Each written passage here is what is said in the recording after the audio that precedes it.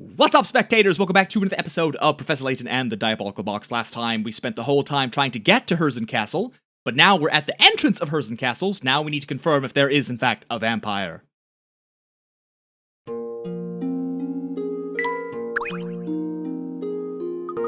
We're here at last, Professor. Leave this place at once. You have no right to enter Herzen Castle. Where's that voice coming from? Only those possessing exceptional wisdom and bravery are worthy of gaining entrance to this castle. It seems you've left a great number of puzzles in town unsolved. Such indolence is unbefitting of a guest of Herzen Castle. Should you wish to enter, return when you've solved at least 80 puzzles. Now go! Do you suppose that was the vampire talking? Oh, Luke, without seeing who's speaking, it's anybody's guess. But we'll need to solve at least 80 puzzles if we want to find out. Let's see if we can't answer a few to bolster our total. We have 74. We only need 6 more. So, oh, hold on. Got my charger tangled on something. All right. So let's head all the way back to, what is it called? Granny Riddleton. Knock out 6 puzzles. That shouldn't take long. Thankfully, we've done so many just getting here that we're pretty close. Alright, so we gotta go east and... Oh, nope, that's not the right way. So it's gonna be south.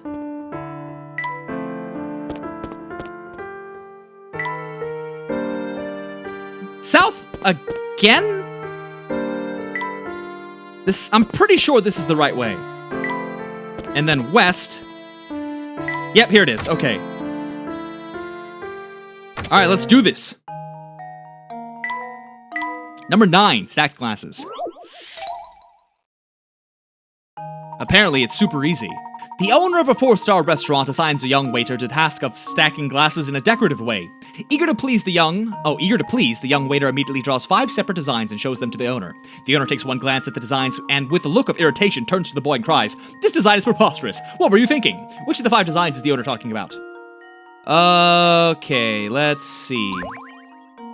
A works, but it's boring. B would also work. C would work. I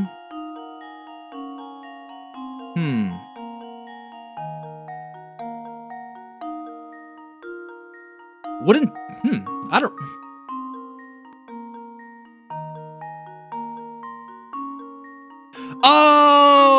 Oh, I see. It's because the cup, it can't actually do that because the cups have edges. Let's see if this works. Okay, fair enough. All right, that was a good one. That was almost too easy. Exactly right. The restaurant owner was talking about sketch D. If you look closely, you can see that the first and second row of glasses couldn't possibly be arranged in a manner depicted. The simple 2D sketch doesn't take into account the rim of the glass. Ba-ba. Let's see. Pass it on, number 21.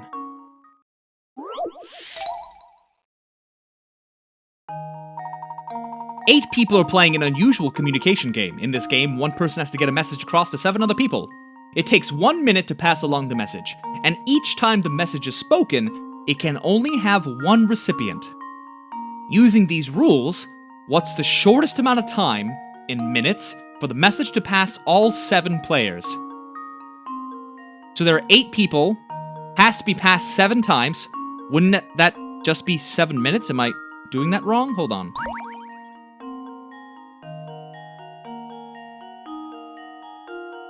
I feel like that's 7 minutes. Why wouldn't it be 7 minutes? That was the worst 7. I'm glad it picked it up. To test my theory. Well, I suppose you can't win them all. Did the wording of the puzzle throw you for a loop?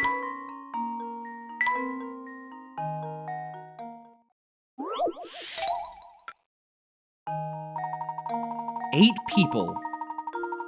One person has to get a message across to 7. It takes 1 minute to pass along the message each time the message is spoken. So you're saying instead of passing it along in a linear fashion, you want to spread it simultaneously. So if it's passed to one person, then both people pass it to 2 more people. Okay, so that would be, so if you pass to 1, you have 2. 1 minute, 2 minute. After 2 minutes, you get 4 people. And then from there, we got 4 people. 3 minutes. 3 minutes would cover all people. Consider this puzzle solved.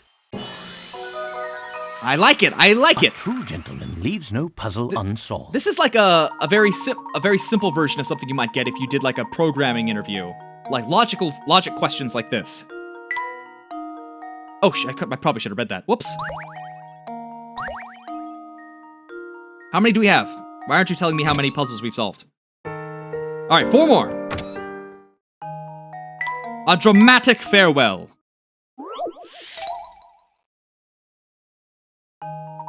Train stations are an especially good place for dramatic farewells, aren't they? Below is a picture of a man and a woman bidding each other a tearful goodbye. Somewhere within this picture is a single, unrealistic detail. Okay, I'm looking. There's a man with a bag. A dog. There's a window. There's a moon.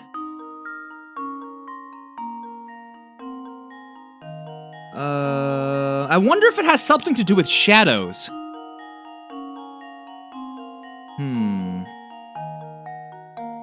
A man and a woman bidding each other a tearful goodbye. And something in here is unrealistic. There's a woman, she's grabbing the train with her hands. She's next to a dog. There's a man in the train.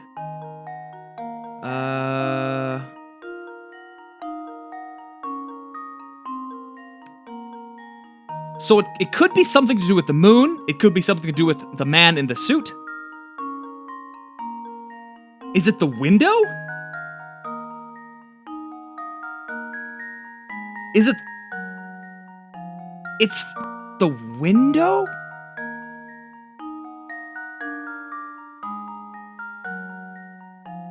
It's the window?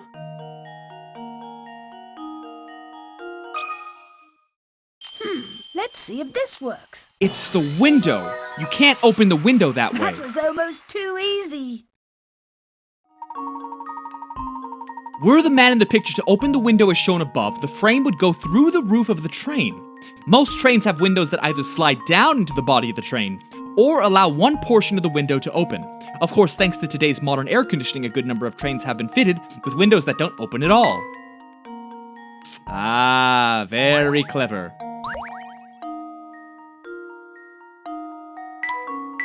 The winning arrow.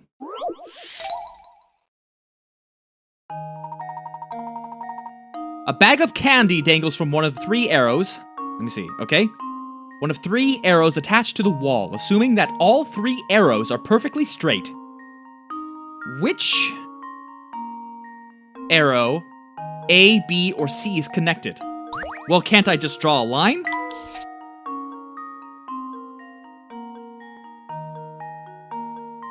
It's C. Here goes. Oh, what? Looks like I botched that one. Okay, let's give it a little more thought then. I was hoping it'd be that simple. Clearly, wait, they did say the arrow is straight.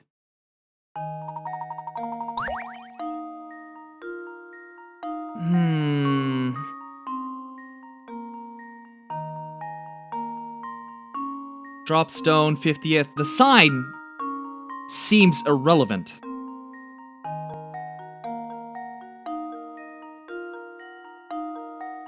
I don't understand. Let's I chose see B. if this works. Layton's apprentice strikes again. Arrow B is the one attached to the candy. The reason this puzzle is tough for some people is because it contains a famous optical illusion.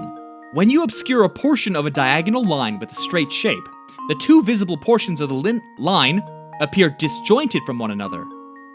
Huh. It was an illusion. had a feeling that that's what they were going for, but I thought by drawing the line, and the line seemed right. That's funny. The secret message.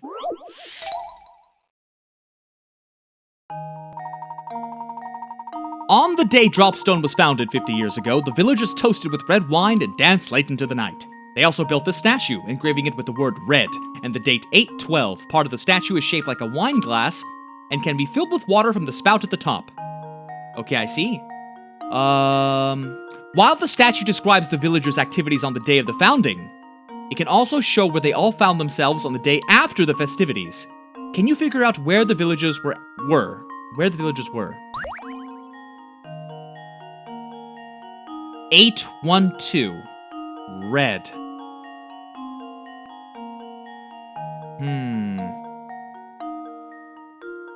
Maybe if it's backwards or D-E-R 812. There are only so many words you can come up with. You can't say ass, Ted, red, wed, bed. Bed could work, but I don't know why. Bed, lead, Ted, Ned, lud. Okay, only, I mean, bed. It looks like bed. Hold on. Hold on.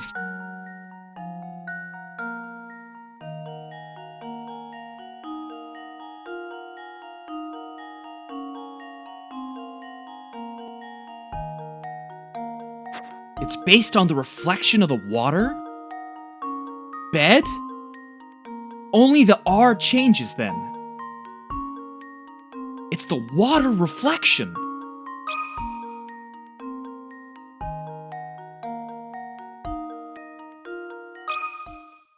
Consider this puzzle solved. And there we have it. Filling the wine glass part of the monument with water creates a reflection that transformed the engraving of 812 red to 813 bed. Ah. Everyone must have stayed up so late celebrating at the village of Dropstone that they couldn't get up on time for the next morning. That's a good one. These are all really good ones. Hold on, let me see. One more. Pass the apples.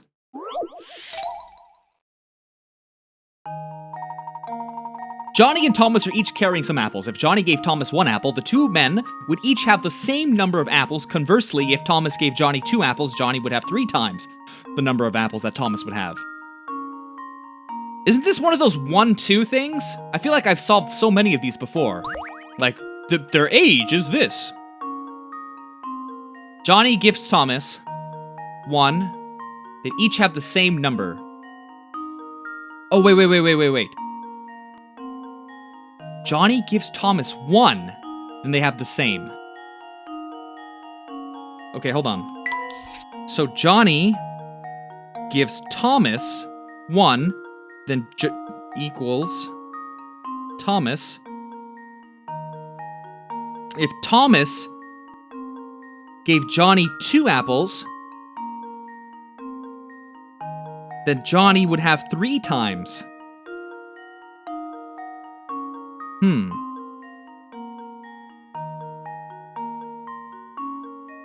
Okay, so a lot of this was just, sort of, because the easiest...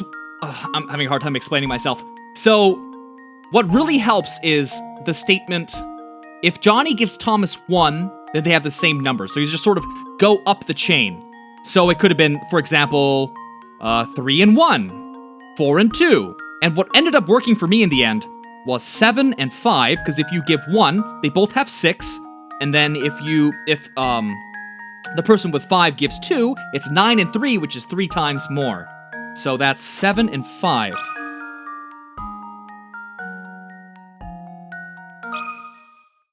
This should do the trick. Okay. And there we have it.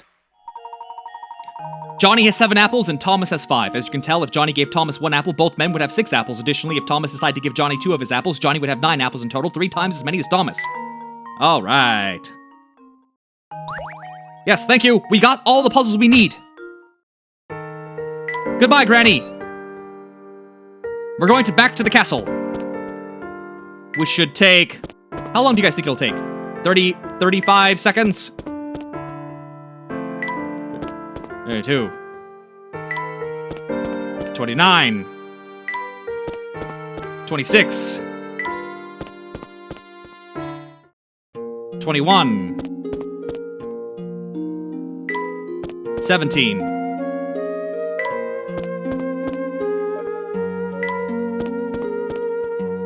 10. Ha! With 6 seconds to spare. It would appear you have solved at least 80 puzzles. I commend your perseverance and proclaim you worthy of entrance to this castle.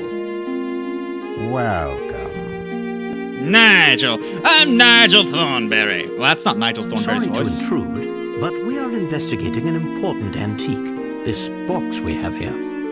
The emblem on its lid seems connected to your house in some way. Would you have time to answer a few questions? I think this matter would best be addressed by the master. Please, come inside.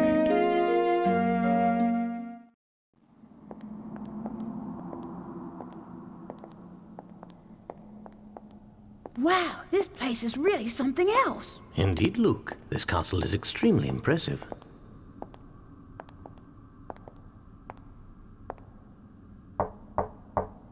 Right this way, please.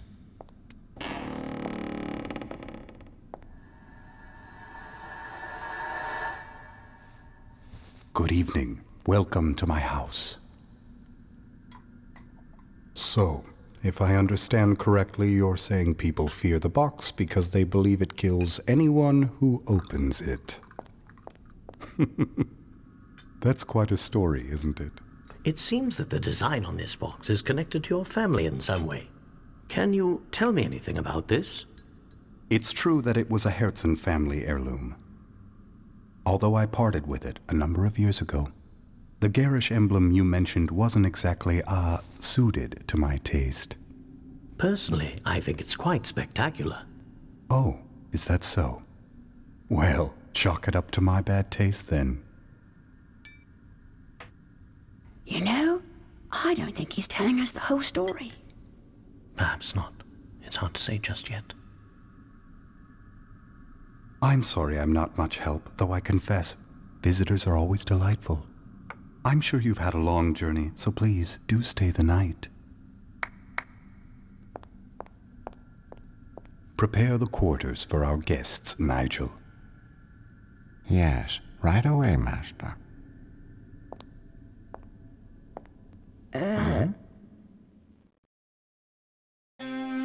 Nigel, you got a dumb voice. This is the poshest room I've ever seen. It's a room befitting the wealthiest and most influential family of Fawcett's. I have a hard time believing a place as pretty as this has a vampire lurking about it. Oh, you never know, Luke. Maybe Anton himself is a vampire, and yet you just haven't realized it yet. Anton? No way! He seemed like a perfectly nice guy to me. Wait a second. I thought you didn't believe in vampires. Are you pulling my leg? But there is something strange going on here now that you mention it. Remember that picture we saw in the Herzen Museum? Anton was in it, wasn't he? The thing is, even though the photo was taken 50 years ago, Anton doesn't look a day older. So it's been bothering you too, has it? I can't quite understand how it could be possible.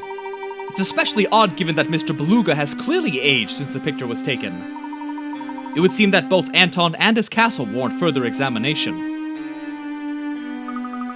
There's that famous latent intuition acting up again. I suppose you could say that, though I'd hardly call it famous.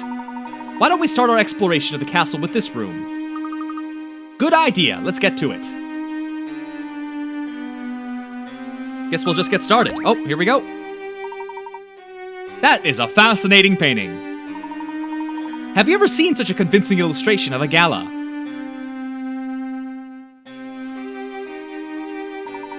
From what we've seen of this castle, I'm certain the ball was extremely opulent. My, it's gotten late. It's time for a quick puzzle and then it's off to sleep, alright? Okay.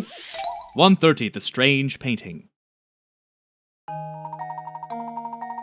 The couple in this piece seem to be dancing high in the air, floating impossibly near the chandelier. But as it turns out, when viewed properly, there's nothing strange at all about it. If you look closely enough, one peculiar area of the painting hints at the reason the whole picture seems so odd.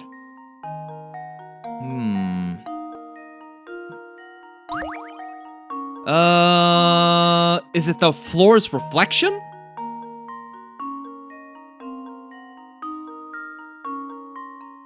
It probably is. Look, I mean, The floor's reflection? Let's see if this works. Ah! Piece of cake. The couple seem to be the only two people with a visible reflection on the floor. It seems that the scene in this painting isn't of the ball itself, but rather of its reflection on the ballroom floor. Perhaps the young couple out on the floor look so happy together that the painter didn't want to ruin their dance by staring straight at them.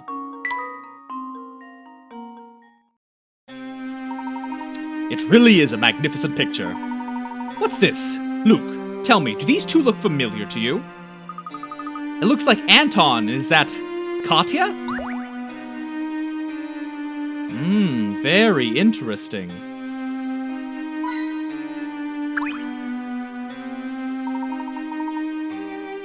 I say, look at this picture, Luke. Is that false sense there? I think so. The artist's inscription down here says that this painting is 50 years old. It looks pretty much the same as the false sense outside our window, though. It's like we're frozen in time. What are you thinking, Professor? Oh, it's nothing. I was just pondering something. That's definitely what's going on. Time is frozen. It's gotten late. It's been quite a day for us, so perhaps it's time to turn in. I could use some sleep. Good night, Professor.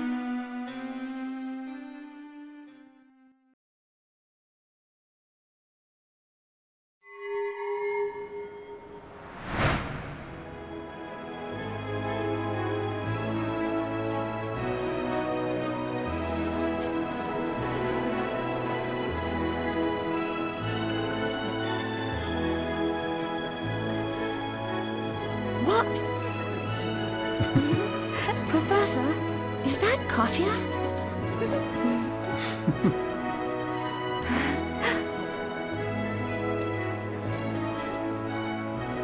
The resemblance is striking. What are they doing together? Oh! Fear not, my dear. They're just the main course for this evening. And my, don't they look fresh.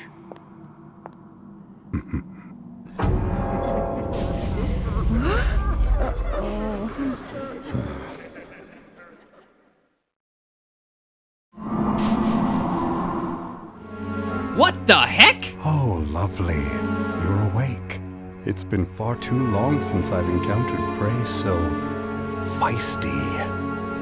Anton! What sort of madness is this? I knew it!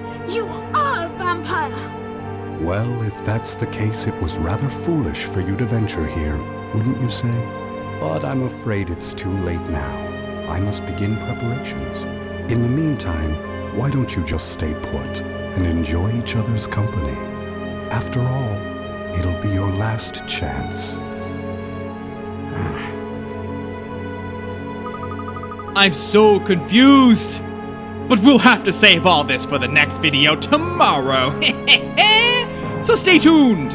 And thanks for watching. Bye-bye.